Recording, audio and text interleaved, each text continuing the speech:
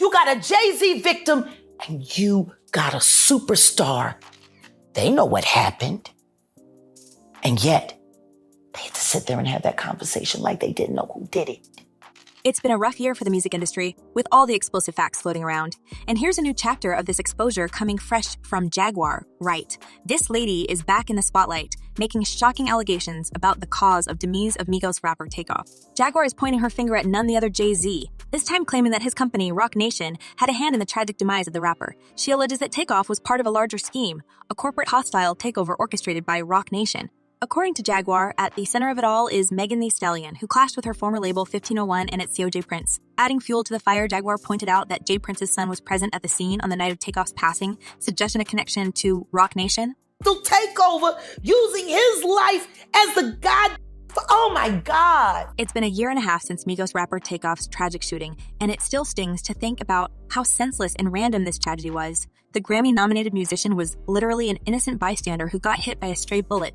At least, that's the official story. To give you some context, let me take you back November 1st, 2022, when the rapper was fatally shot. He was at a private party, and after it was over, things took a terrible turn. Quavo and TakeOff were involved in some sort of disagreement with a group of people, allegedly over a dice game. Some words were exchanged, and before anyone knew it, shots were fired. Unfortunately, TakeOff, who wasn't directly involved, ended up being hit by a stray bullet. According to the Houston Police Department, the musician was found with no signs of life on arrival, while 2 other victims who sustained wounds were taken to the hospital. HPD Chief Troy Finner said TakeOff was not the intended target that night. Definitely wrong place. There was a lot of conflicting information at the time about what really happened, especially after rapper's bandmate Quavo shared a video on his Instagram driving around Houston with J. Prince's son. In case you're not familiar with J. Prince, he's the CEO and co-founder of Houston-based record label Rap A Lot and likes to refer to himself as the king of Houston hip-hop scene. As for his son, Jazz Prince, he's made a name for himself with his streetwear brand, Mob Ties. Word on the street is that whenever high-profile rappers roll into Houston, J. Prince takes on the role of providing protection. However, there's a flip side to the story. There have been whispers swirling around about J. Prince and his son allegedly extorting artists for their services. You know, being a hunter, you learn a lot about your prey. Exactly. You know what I mean? It's a lot of advantages of being a hunter. Then there are also some rumors about these dice games where artists allegedly end up getting set up. See, TakeOff isn't the first person to lose his life after attending a game organized by Jazz Prince.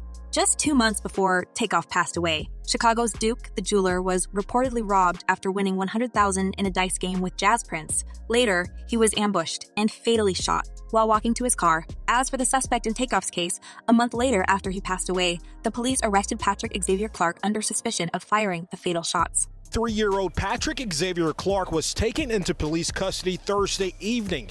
One day after his arrest, Clark posted a $1 million bond and was released on house arrest. Despite this, Clark maintains his innocence. His attorney issued an official statement claiming the police got the wrong man. There was someone else who started the shooting. It was not Patrick Clark. He was in the same position that TakeOff was in. He was trying to get out of there alive as well. He didn't have anything to do with the argument that occurred. Now, here's where it gets even wilder. There's a theory going around that TakeOff was sacrificed. As Jaguar Wright says, in the music industry, this can be just as profitable as a #1 record. Remember how she called out Diddy for making Money Biggie's demise? Puffy has been making money off of Biggie's name for longer than Biggie was alive. And she's not alone in this theory, as comedian Cat Williams recently discussed the same narrative in his viral interview. When young rappers pass away, someone higher up in the industry makes a lot of money off that tragedy. As guess who's currently trending with the amount of wealth made on the music and producing? None the other Jay-Z, who is the only rapper to claim a spot on Forbes' Real-Time Billionaires list with a $2.5 billion net worth. But in fact, he didn't rap much recently, didn't he? As Jaguar Wright claims, he has other ways to mint cash, and they're way more sinister than we can imagine. And since she proved to be truthful about so many other things in the rap world, many fans actually believe her. As one person commented, Jaguar is saying a lot, but I think she knows a lot more than she's saying. And another user added, she is right about everything, the way the industry plays it all about sacrifice. Shortly after TakeOff passed away, former music executive and video director Robbie Starbuck went viral after sharing a video about these rumored industry sacrifices. He claimed that record executives deliberately push Black artists to promote behaviors harmful to their own community in order to keep them traumatized and easily manipulated with money. We have to stop. We're being used.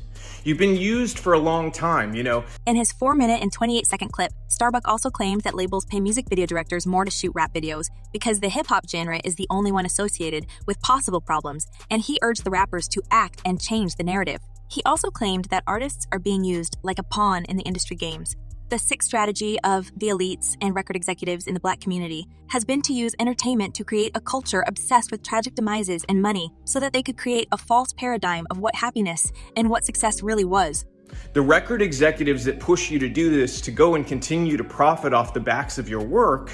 Starbuck went as far as to claim that record executives are in cahoots with the government, using Black artists to carry out their questionable agendas and sacrifice people for their sick needs. Here's the truth. The truth is this. A bunch of young, Black male rappers keep passing away. You know who's not passing away? Record executives.